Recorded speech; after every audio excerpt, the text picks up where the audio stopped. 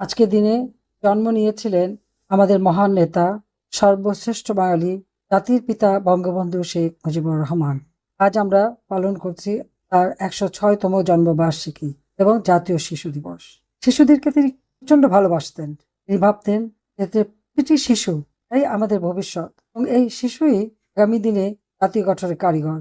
এই শিশুদেরকে ভালোবাসা দিয়ে তিনি গড়ে তুলতে চেয়েছিলেন স্বাধীন জাতি, স্বাধীন দেশ, আধুনিক প্রযুক্তি জ্ঞান সম্পন্ন একটি তরুণ সমাজ এবং দেশকে তুলে নিয়ে যেতে চেয়েছিলেন অনেক উপরে তিনি তুলে নিতে চেয়েছিলেন দেশটাকে। বাংলাদেশ স্বাধীন দেশ। এই স্বাধীনতা আমরা অর্জন করেছি আমাদের মহান নেতা জাতিপিতা বঙ্গবন্ধু শেখ মুজিবুর রহমানেরই নেতৃত্বে। পাকিস্তান নামের দেশটি যখন আমাদের সংস্কৃতির উপর আঘাত আনে, বাংলা ভাষার পরিবর্তে বিজাতীয় ভাষা আমাদের উপর চাপিয়ে দেওয়ার চেষ্টা করে, তখন ঢাকা বিশ্ববিদ্যালয়ের ছাত্র আইন বিভাগের তরুণ শেখ মুজিব এর প্রতিবাদ করে ও তারই উদ্যোগে গড়ে ওঠে ভাষা সংগ্রাম পরিষদ এবং আন্দোলনও শুরু করেন। এই ভাষা আন্দোলন থেকে যাত্রা শুরু করেই আমাদের স্বাধীনতা। একটি জাতিকে জাতি হিসেবে আত্মমর্যাদা দেওয়া, জাতি হিসেবে গড়ে তোলা, একটি ভূখণ্ড বাংলাদেশ, বাংলাদেশ নামটিও বঙ্গবন্ধু শেখ মুজিবের দেওয়া। সেই বাংলাদেশটাকে গড়ে তোলা, স্বাধীন করা, পরাধীনতার নাগপাশ থেকে মুক্তি দেওয়া, এটাই ছিল তার লক্ষ্য। যে লক্ষ্য নিয়ে তিনি যাত্রা শুরু করেছেন সেটা সফল করেছিলেন। বাংলাদেশকে স্বাধীন করে এই জাতিকে অর্থনৈতিকভাবে উন্নত করার সব প্রকল্প এবং সব ব্যবস্থা তিনি করে যান। এমনকি স্বল্পোন্নত দেশ হিসেবে বাংলাদেশকে মর্যাদাও দিয়েছিলেন। আমাদের দুর্ভাগ্য, তিনি তার কাজ সমাপ্ত করতে পারলেন না, সমাপ্ত করতে দেওয়া হলো না। ঘাতকের নির্মম বুলেট কেড়ে নিল আমাদের জাতির পিতা বঙ্গবন্ধু শেখ মুজিবকে। একই সাথে আমি হারালাম আমার মা, আবার 3 ভাই। ছোট্ট শিশু রাসেলকেও কিন্তু ঘাতকরা রেহাই দেয়নি।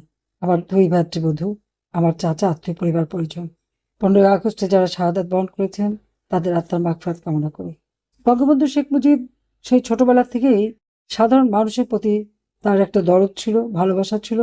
আমি আমার দাদির কাছে গল্প শুনেছি, আমি সেই গল্পই আজকে শোনাবো। রাজনৈতিক বক্তৃতা তো অনেক দেই, কিন্তু এখন আমি আমার দাদির মুখ থেকে আমার বাবার যে গল্প শুনতাম সেই গল্প সবাইকে আমি শোনাবো এখন। বিশেষ করে আজকে জাতীয় শিশু দিবস, আমি ছোট্ট সোনামণিদের উদ্দেশ্য করেই বলতে চাই। যখন স্কুলে পড়তেন, আমার দাদা চাকরি করতেন গোপালগঞ্জে। তো আমার দাদি একদিন আমাদের গল্প করলেন যে যখন স্কুল ছুটি হতো, ওখানে একটা আম গাছ ছিল, আম গাছ তলা তিনি যে দাঁড়াতেন কখন তার খোকা বাড়ি ফিরবে। একদিন দেখেন গায়ে যে চাদরটা, সেই চাদরটা পরে ফিরছে। কাছে আসলে বললেন যে কিরে খোকা, তোর কাপড়? একটা গরিব মানুষ, খুব শত ছিল মা, আমি তাকে তার জামা কাপড়টা দিয়ে দিয়েছি। আমার দাদা দাদিও আবার সবসময় খুব, আমার আব্বা যাই করতেন তাকে উৎসাহ দিতেন, কখনো বকাঝকা করতেন না। এটা খুব অবাক ব্যাপার, তাই না? সাধারণত এরকম হলে তো বাবা বকাই দেন। আগের দিনে তো অত রাস্তাঘাট ছিল না। স্কুলে যেতে হলে সকলে, বিশেষ করে বর্ষাকালে, ছাতি মাথায় দিয়ে যেত, ওই ছাতা মাথায় থাকতে হবে। একদিন দেখা গেল হাতের বইগুলি মাথার উপরে তুলে ওকা বাড়ি ফিরছে। জিজ্ঞেস করলেন, কিরে তোর ছাতাটা কি হলো? আমার তো বাড়ির কাছে, এটুকু ভিজলে কিছু হবে না, কিন্তু অনেক ছেলে মেয়ে আছে, ছেলেরা আছে যারা অনেক দূর যেতে হয় মা, আমি সেই একটা ছেলেকে সেই ছাতাটা দিয়ে দিয়েছি। স্কুল থেকে ফিরে এসেই তখনকার নাস্তা ছিল দুধ ভাত খাওয়া। প্রতিদিন মা দুধ ভাত দিতেন, কিন্তু খোকা কিন্তু একা ফিরতো না, সাথে 2-4 জন বন্ধু বান্ধব থাকতোই। আর আমার দাদিও জানতেন, একসাথে বেশি করে খাবার রেখে দিতেন, তার খোকা কখনো কাউকে না দিয়ে খেতে পারে না। অনেক ছেলে মেয়ে তখনকার দিনে লেখাপড়া শিখতো, বিশেষ করে ছেলেদেরকে বিভিন্ন বাসায় রাখা হতো, জায়গায় থাকা, সেখানে খুব নিয়মিত খাবার দেওয়া হতো। স্কুল থেকে ফিরেই যে খাবার পাবে তার কোনো নিশ্চয়তা ছিল না। খোকা গল্প ছড়ে তাদের কাছ থেকে যখন শুনতো তখন তার মনটা কাঁদতো, এবং সেইভাবে এই খাবারও তিনি ভাগ করে খেতেন। একবার খুব দুর্ভিক্ষ দেখা দেয়, তখন সবাই গ্রামের বাড়িতে, টুঙ্গিপাড়া, কারণ এই টুঙ্গিপাড়াতেই তো ছোট্ট খোকার জন্ম। টুঙ্গিপাড়ার ওই সবুজ শ্যামল ছায়া ঘেরা একটি গ্রাম। একদিকে তার বাইগান নদী, অপরদিকে মধুমতি নদী, মাঝখানে বাইগান নদী আর মধুমতি নদীর সংযোগ খাল, এরই ভিতরে টুঙ্গিপাড়া বসতি। টুঙ্গিপাড়ায় যেদিন ছোট্ট খোকা জন্ম নেয়, আমার দাদির বাবা, আমাদের ওই অঞ্চলে সকলে ওনাকে বড় মিয়া বলেই ডাকতেন, ছোট্ট খোকাকে কোলে নিলেন। কোলে নিয়ে একে বললেন, তোর ছেলের নাম রাখলাম শেখ মুজিবুর রহমান। একদিন দেখবি তোর ছেলের অগোদ জোড়া নাম হবে। এর অর্থ হলো তারা বিশ্বব্যাপী খ্যাতিমান হবেন। সেই নানার কথাটাই কিন্তু সত্য হলো। আর খোকা যে বড় হচ্ছিল, প্রথম 2 বোন, তারপরেই খোকার জন্ম। 2 বোন তো সারাক্ষণ ছোট ভাইটিকে নিয়ে ব্যস্ত। ভাই সবসময় একটু বড় হতে ওই এলাকার কত শিশুরা দরিদ্র, পরনে কাপড় নেই, তাদের দিকে নজর দেওয়া। তো যখন দুর্ভিক্ষ হলো, মানুষের খাবার নেই, খোকা গোলাঘর খুলে, বিশাল গোলাঘর, অনেক ধান পান হতো আমাদের, সমস্ত ধানগুলি দিয়ে দিল গরিব মানুষের মাঝে বিলিয়ে। আমার দাদা হাসতে হাসতে বললেন যে, তুই যে সব দিয়ে দিলি তা আমাদের কি হবে? আমাদের তো অনেক আছে বাবা। এই যে মানুষকে দান করার একটা মানে আন্তরিকতা, ওখানে এই ছোটবেলা থেকেই কিন্তু সেই বিশ্বাসটা এসেছিল। এই দরিদ্র মানুষের জন্য তাকে কিছু করতে হবে। ওকা ধীরে ধীরে বড় হতে থাকলো। স্কুলে পড়ে গোপালগঞ্জে। খেলাধুলা খুব পছন্দ করতেন, বিশেষ করে ফুটবল। আমার দাদাও কিন্তু ফুটবল খেলতেন। ওই ফুটবল খেলার অনেক গল্প আমার দাদার কাছে শুনতাম। স্কুলে একটা হচ্ছে ছাত্রদের টিম, একটা ছিল অফিসার্সদের টিম। অফিসারদের টিমে ক্যাপ্টেন ছিলেন আমার দাদা। একবার খেলা হবে, সেই টুর্নামেন্ট চলছে। ছাত্ররা তো অত টাকা পয়সাই বা পাবে কোথায়, বাইরে থেকে এত বেশি খেলোয়াড়ই বা আনবে কোথায়? তো ছাত্র টিম থেকে এই ছোট্ট মুজিব বললেন যে, না আজকে খেলা হবে না, আমরা কদিন রেস্ট নিয়ে খেলবো। আর ক্যাপ্টেন সাহেব মনে করলেন, মানে অফিসারদের ক্যাপ্টেন শেখ লুৎফর রহমান আমার দাদা, তিনি মনে করলেন না আজকেই খেলতে হবে। ছেলের কাছে তো আর হেরে যেতে পারেন না, বা ছাত্রদের কাছে হারতে পারেন না, এটাই ছিল। এটা নিয়ে খুব মানে একটা দুই জনের দ্বন্দ্ব। স্কুলের যিনি মাস্টার প্রিন্সিপাল ছিলেন একজন বিদেশি ছিলেন তখন, তিনি একবার ওখানে যাচ্ছেন এখানে যাচ্ছেন, এবং আর টিচাররা সেই বাপ বেটাকে কিছুই তুই বোঝাতে পারছেন না। অবশেষে ওকাই হার মানলো, খেলতে হলো, যথারীতি হেরে গেল। তা আমার দাদা যখন আমাদের কাছে গল্প করতেন যে তোমার আব্বা এই শুকনা লিখলিখে ছিল, ফুটবলে একটা লাথি মারলেই চিৎ করে পড়ে যেত, তখন আমার আব্বা আবার খুব খেপে যেতেন। আব্বা আপনি আপনাদের কি বলেন, আমি তো আপনাদের হারাতাম, কিন্তু আপনারা তো অনেক ভালো ভালো প্লেয়ার নিয়ে আসতেন, সেই জন্য তো পারিনি। আমরা খুব মজা পেতাম এই গল্প শুনতে। আব্বা ফুটবল খেলতে এত পছন্দ করতেন যে এই যে বাবা ছেলের মধ্যে কম্পিটিশন, এই কথাগুলি সবসময় আমরা গল্প শুনতাম। এবং আমার বাবা যা অসমাপ্ত আত্মজীবনী, সেখানে কিন্তু এই কথাটা লেখা আছে। আবার একটা গ্রাফিক নভেল আমরা বের করেছি কার্টুন এঁকে, সেটা সিআরআই থেকে বের করা হয়েছে। সেখানে কিন্তু এই গল্পগুলি খুব সুন্দরভাবে দেয়া আছে। আমাদের ছোট্ট সোনামণিরা যদি সে বইগুলি পায়, তারা পড়তে পারে। একটা দেশের দায়িত্বভার নিতে হলে এ মানুষটিকে যেভাবে গড়ে উঠতে হবে, সেখানে তার বাবা মা ভাই বোন পরিবার সকলেই একটা সহযোগিতা লাগে। আর আমার মা তো আমার দাদা দাদির কাছেই মানুষ, কারণ আমার মার ছোট্টবেলা ওনার বাবা মারা যান। আমার নানা যশোরে একটা সমবায়তে চাকরি করতেন। তিনি খুব একটু সাহেবী কেতাদুরস্ত ছিলেন। তিনি ওই যুগে ভাবতেন এবং চিন্তা করতে বলতেন যে তিনি তার দুই মেয়েকে তিনি বিয়ে পাশ করাবেন, পড়াশোনা করাবেন। কিন্তু দুর্ভাগ্য হলো যে যেদিন ওখানে বাসা টাসা নিয়ে তিনি রেডি হলেন নিয়ে যাবেন, তখন তো যাতায়াত খুব কষ্টকর ছিল। একদিন দুই দিন লেগে যেত আসা যাওয়া করতে, নদী পথেই যেতে হতো। তো আমার নানা অসুস্থ হয়ে ওই যশোরে মারা যান। যখন আমার নানা মারা যান, আমার মায়ের দাদা তার একমাত্র ছেলে। তোর একটা আইন ছিল, নিয়ম ছিল মুসলমান সমাজে, বাবার সামনে ছেলে মারা গেলে তার সম্পত্তি আর নাতিপুতিরা পাবে না, ছেলেমেয়েরা পাবে না। আমার মার দাদা যখনই দেখলেন তার ছেলেটা মারা গেল, তার দুই মেয়ে, তখন ওই বয়সে আমার মার বয়স তখন মাত্র 3 বছর, আর আমার খালার বয়স 6 বছর, এই ছোট শিশুদেরই তিনি বিয়ে দিলেন। কারণ আমার দাদা, আমরা আত্মীয়, পাশাপাশি ঘর। আমার দাদাকে বললেন যে তোমার ছেলেটাকে দাও, আমি ওর সাথে ওর ছোট নাতি বিয়ে দেবো। আর আমার খালু যিনি ছিলেন উনিও আমাদের আত্মীয় ছিলেন, তার সাথে আমার খালার বিয়ে দিলেন। বিয়ে দিয়ে তিনি ছিলেন আসলে ওই এলাকার জমিদার, অনেক সম্পত্তির মালিক।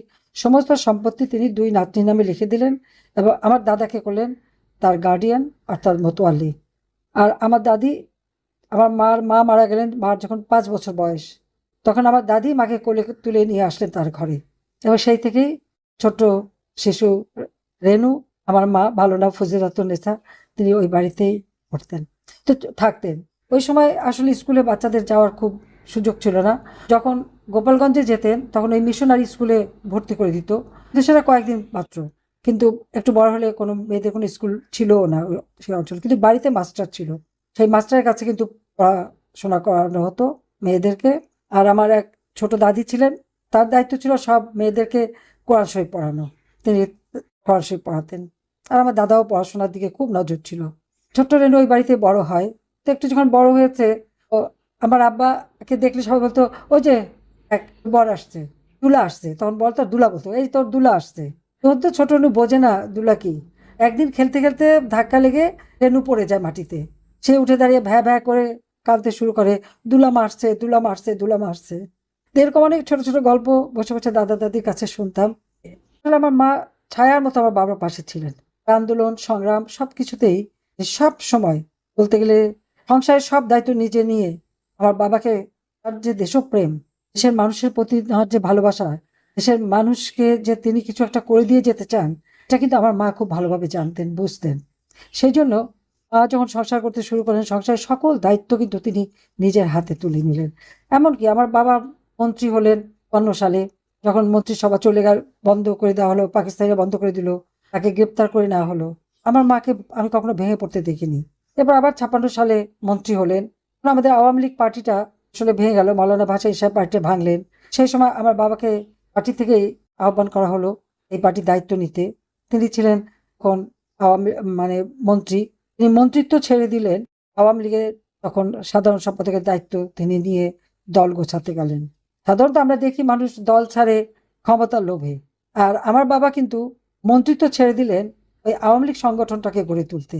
কারণ ওই যে ৪৮ সালে মাতৃভাষা কেড়ে নেওয়ার যে চক্রান্ত, সেই চক্রান্ত যে তিনি রুখে দাঁড়িয়েছিলেন, পর থেকেই তার ভিতরে এই বাঙালি জাতিকে মুক্তি দেওয়া, বাঙালি জাতিকে ক্ষুধা দারিদ্র্য থেকে উন্নত করা, মুক্তি দিয়ে একটু সুন্দর উন্নত জীবন দেবেন এবং জাতির জন্য একটা রাষ্ট্র গড়ে তোলা, এই ধ্যান, এই চিন্তা তখন থেকেই তার মাথায় ছিল। তার জন্য দরকার সংগঠন, তাই তিনি সংগঠনের দায়িত্ব নিলেন। আমার মা কিন্তু কখনো এই যে আমার বাবা মন্ত্রিত্ব ছাড়লেন তার জন্য যে কোনো অভিযোগ অনুযোগ করা তা কখনো করেননি, বরং উৎসাহ দিয়েছেন। আজকে আর কেউ বেঁচে নেই, ঘটনাচক্রে আমরা ২ বোন বেঁচে গেছি। এই বাচ্চাটা যে কত কষ্টের, আমার মতো আপনজন হারায় তারাই বুঝতে পারে। তারপরেও আমি দায়িত্ব নিয়েছিলাম, কারণ আমরা বিদেশে ছিলাম, জার্মানিতে। এরপর আমরা রাজনৈতিক আশ্রয় নিয়ে ভারতে থাকি। ৬ বছর পর দেশে ফিরতে সুযোগ পাই। সারা বাংলাদেশ আমি ঘুরে বেড়াই। একটা যুদ্ধ বিধ্বস্ত দেশ, অল্প সময়ের মধ্যে প্রত্যেকটা ধ্বংসপ্রাপ্ত স্কুল মেরামত করে দিয়ে, রাস্তাঘাট পুল ব্রিজ মেরামত করে দিয়ে এই দেশটাকে গড়ে দিয়েছিলেন আমার বাবা। কিন্তু আবার এসে দেখি সেই দেশ আবার সেই ক্ষুধা দারিদ্র্যে জর্জরিত। সেখান থেকে কিভাবে মুক্তি দেব, আমার বাবার যে আকাঙ্ক্ষা সেটা পূরণ করবো, সেই লক্ষ্য নিয়ে কাজ শুরু করি। ক্ষমতাটা আমার কাছে কোনো ভোগের বস্তু ছিল না, এটা আমার কাছে একটা দায়িত্ব। এই দায়িত্ববোধটা আমি আমার বাবার কাছ থেকে পেয়েছিলাম। তিনি সবসময় বলতেন, দেশকে ভালোবাসো, দেশের মানুষকে ভালোবাসো, সেই ভালোবাসা হবে নিঃস্বার্থ। আমি এটা বিশ্বাস করতাম এবং সেভাবে দেশকে গড়ে তুলেছিলাম। সেই স্বল্পোন্নত দেশ থেকে দেশকে উন্নয়নশীল দেশে উন্নীত করি, ডিজিটাল বাংলাদেশ গড়ে তুলি। ডিজিটাল মাধ্যমে অর্থাৎ কম্পিউটারের মাধ্যমে অনলাইনে বাংলাদেশের মানুষ সব সুযোগ পেয়েছে। আমাদের স্কুলগুলিতে আমি কম্পিউটার ট্রেনিং এবং ল্যাবরেটরি করে দিয়েছি, ট্রেনিংয়ের ব্যবস্থা করা। প্রত্যেকটা স্কুল নতুন বিল্ডিং করে দিয়েছি, কারণ প্রাইমারি স্কুলগুলি, প্রাইমারি শিক্ষাকে স্বাধীনতার পর আমার বাবা কিন্তু সম্পূর্ণ অবৈতনিক করে দেন, মেয়েদের শিক্ষা অবৈতনিক করে দেন। যে শিক্ষাকে তিনি মনে করতেন দারিদ্র্যমুক্ত বাংলাদেশ গড়ে তোলার সব থেকে বড় হাতিয়ার, কাজে শিক্ষার উপর তিনি গুরুত্ব দিয়েছিলেন। আমি যখন সরকারে আসি, আমাদের মেয়ে শিশুরা মাত্র ৪৫ ভাগ স্কুলে যেত, আমি তা ৯৮ ভাগে উন্নীত করে দিই। যারা প্রতিবন্ধী বা দৃষ্টি প্রতিবন্ধী তাদেরও শিক্ষার ব্যবস্থা আমরা করে দিয়েছি। তাছাড়া কম্পিউটার সারা বাংলাদেশে আমরা ডিজিটাল সেন্টার করে দিই। কম্পিউটারের মাধ্যমে ভর্তির ফর্ম, চাকরির আবেদন, ভিসা ফর্ম, জন্ম নিবন্ধন, পরীক্ষার রেজাল্ট, স্কুলে স্কুলে কম্পিউটার ল্যাব করে দিয়ে সেখানে শিক্ষাটার জন্য দৃশ্যমান হয়। আধুনিক প্রযুক্তি জ্ঞান সম্পন্ন আমার শিশু গড়ে ওঠে, তরুণ সমাজ গড়ে ওঠে। সেইভাবে আমরা গড়ে তুলেছি। মানুষের আজকে মানে যত রকমের, যেমন অবসর ভাতা, গ্যাসের বিল, পানির বিল, বিদ্যুতের বিল থেকে শুরু করে প্রবাসীদের সাথে সাক্ষাৎ করা, ভিডিও কনফারেন্সের মাধ্যমে যাদের দীর্ঘদিন দেখতে পারতো না তাদের দেখার সুযোগ সবই আমি করে দিয়েছি। ওয়াইফাই কানেকশন সমগ্র বাংলাদেশে, প্রতি ঘরে ঘরে বিদ্যুৎ পৌঁছে দিয়েছি। ফ্রিল্যান্সারদের ট্রেনিং করানো, ঘরে বসে দেশে বিদেশে অর্থ উপার্জন করতে পারে, কাজ করতে পারে। ৯টা ভাষা শেখার ব্যবস্থা করার অ্যাপ করে দিয়েছি।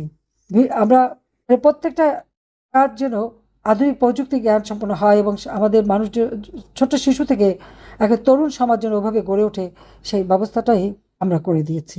প্রত্যেক শিশু, প্রত্যেকটা অফিস আদালত, একবার সেক্রেটারিয়েট থেকে সব জায়গায় শিশু দিবা যত্ন কেন্দ্র, যেমন বাচ্চাদেরকে মাকে ঘরে রেখে না আসতে হয়, বাচ্চাদের রাখা আর কর্মক্ষেত্রে রাখার ব্যবস্থা, সেটা গার্মেন্টস শ্রমিকদের জন্যই হোক আর সেই সেক্রেটারিয়েট সচিবালয় হোক, সেখানে আমি করে দিয়েছি। এমনকি এই অফিসে বাচ্চাদের নিয়ে আসার জন্য বাসে যারা আসতো তাদের জন্য আলাদা সিটের ব্যবস্থা করে দিয়েছিলাম। ৯৬ সালে যখন আসি তখন থেকে এই কাজগুলি করে যাই। বাংলাদেশে এখন রাস্তাঘাট সব কিছু এমনভাবে উন্নত করে দিয়েছি যে বাংলাদেশ যদি আজকে ২০ বছর আগের বাংলাদেশ কেউ চিন্তা করে, সেই বাংলাদেশ না। সারা বিশ্বের কাছে বাংলাদেশ উন্নয়নের রোল মডেল হিসেবে স্বীকৃতি পেত। ধর্ম বর্ণ নির্বিশেষে সকলে সমানভাবে চলতে পারত। যারা প্রতিবন্ধী একসময় তাদেরকে দেখলে মানুষ ব্যঙ্গ করত। আমার মেয়ে সাইমা হোসেন পুতুল, সাইমা ওয়াজেদ পুতুল, এই পুতুল কিন্তু সে একজন শিশু বিশেষজ্ঞ। অটিজম একটা যে শিশুদের একটা, মানে ঠিক অসুস্থ বলবো না, এটা এক ধরনের তাদের প্রতিবন্ধকতা, এ বিষয়ে সচেতনতা সৃষ্টি করা। এবং এই শিশুদেরকে নিয়ে যে এদের ভিতরে অনেক সুপ্ত জ্ঞান আছে, সুপ্ত মেধা আছে, সেটাকে কাজে লাগানো, এবং এরা যে আমাদের সমাজে বোঝা না, এই পরিবর্তনটা কিন্তু শুধু বাংলাদেশে না, সারা বিশ্বব্যাপী সে এনে দিয়েছে। আজকে ডিজিটাল বাংলাদেশ, এটা তো আমার ছেলে জয় ব্যাঙ্গালোর ইউনিভার্সিটি থেকে কম্পিউটার সায়েন্সে গ্র্যাজুয়েট, ইউনিভার্সিটি অফ টেক্সাস থেকে কম্পিউটার ইঞ্জিনিয়ারিং শিখেছে এবং হার্ভার্ড বিশ্ববিদ্যালয় থেকে মাস্টার ডিগ্রি করেছে। রেহানার ছেলে মেয়ে তারাও প্রত্যেকে, কেউ এলএসসি থেকে মাস্টার ডিগ্রি, টিউলিপ যেহেতু ডাবল মাস্টার্স, একটা ইংরেজি ভাষা, একটা হচ্ছে গভর্নেন্সের উপরে, ব্রিটিশ পার্লামেন্টে এমপি, মন্ত্রিসভার সদস্য ছিল, সে রিজাইন করে দিয়েছিল। আমাদের দেশেরই একজনের মানে ক্ষমতা দখল করেছিল, তারই সেই যে নানাভাবে চক্রান্ত করেছিল, তারপর সে রিজাইন দিয়ে তার বিরুদ্ধে অভিযোগ তদন্ত করতে বলে। রেহানার ছোট মেয়ে অক্সফোর্ড থেকে পাশ করা, ও কাউন্টার টেরোরিজমের উপরে কিংস কলেজ থেকে সে মাস্টার ডিগ্রি করেছে। আমাদের ছেলেমেয়েদের একটা শিক্ষা দিয়েছি যে ধন সম্পদ কিছু না, শিক্ষা বড় সম্পদ। কিন্তু আজকে কি দুর্ভাগ্য, এই বাংলাদেশটা যখন একবার আমরা উন্নয়নের শিখরে নিয়ে যাচ্ছি, উন্নয়নশীল দেশের মর্যাদা পেয়েছি, তখন এই ক্ষমতা দখলের নামে আজকে সমস্ত উন্নয়ন ধ্বংস করে দিয়েছে। আজকে শিশুদের নিরাপত্তা নাই, প্রতিনিয়ত নারী শিশু ধর্ষিত হচ্ছে।